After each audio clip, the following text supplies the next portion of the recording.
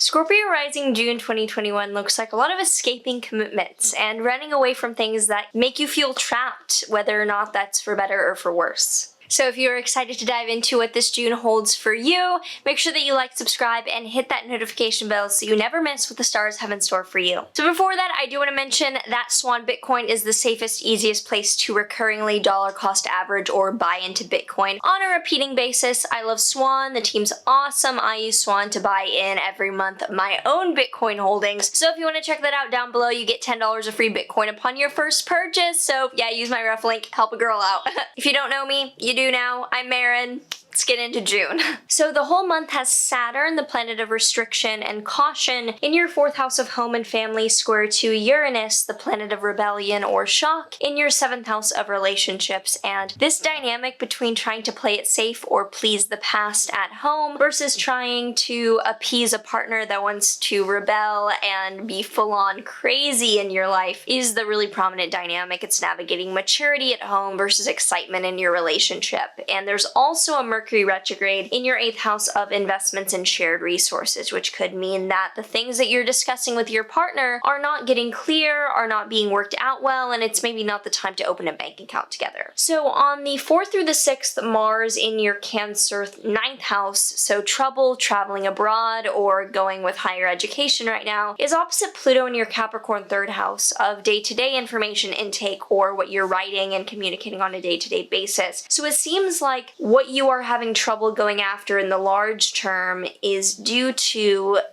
inability to find an authentic voice in the short term. So it's kind of like being in school for writing is difficult because you can't even put out Instagram content, as an example of this kind of dynamic. On the 10th, there is a solar eclipse in your Gemini 8th house, a new beginning on steroids that is a clean slate wipe out in your 8th house of shared finances and resources. That likely is maybe like a financial reset or new beginning in how you're dealing with your money. On the 13th to the 14th, the sun in your Gemini 8th house is square Neptune in your Pisces 5th house. So awareness and being responsible with your money is troubled by the fact that a romantic partner or a creative or child-centric situation is being very confusing and misleading to you as you try to be the responsible one here. On the 21st, though, it's really nice because Venus in Cancer in your 9th house, so something harmonious and actually great coming out of travel or education, is trine Neptune in your 5th, so that the ability to achieve higher dreams and set yourself free finally seems feasible because you're suddenly inspired in this second half of the month. Then on the 22nd, Mercury will station retrograde in your 8th house and things are finally able to start being worked out with financial sharing and resources that you're sharing together. On the 23rd through the 24th, though, Venus in your Cancer 9th house is opposite Pluto in your Capricorn 3rd house, further drawing in how there's still manipulation going on between you trying to force something for day-to-day content versus like larger themes that you're studying. Could also be that the people around you are trying to force you into believing something that is at odds with what you want to believe and where you see yourself going. But there is a full moon on the 24th in Capricorn, a letting go of your 3rd house of communication and day-to-day upbringing and belief systems. So that could be a time of branching out and letting go of that. And then on the 30th, Mars in your Leo 10th house of career, so trouble in career, is opposite Saturn, restriction and caution at home. So trouble in your career is at odds with trying to not cause trouble at home. Seems like you are wanting to escape this month and stop compartmentalizing these areas of your life. If you have any thoughts around what this June holds for you coming up, anything in your chart that you want to share that's a little bit different or what you think you know this could manifest as, leave me a comment down below. Would love to hear how this is all showing up for you. And in the meantime, let's get out some of the tarot cards. So tarot card for Scorpio Risings this month, we have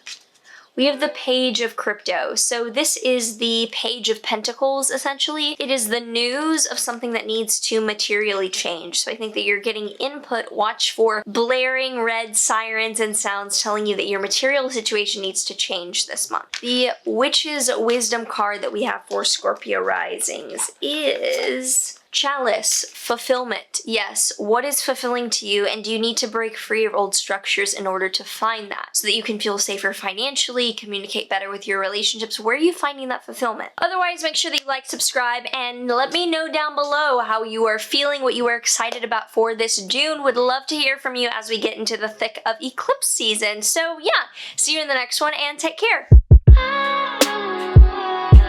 Yeah.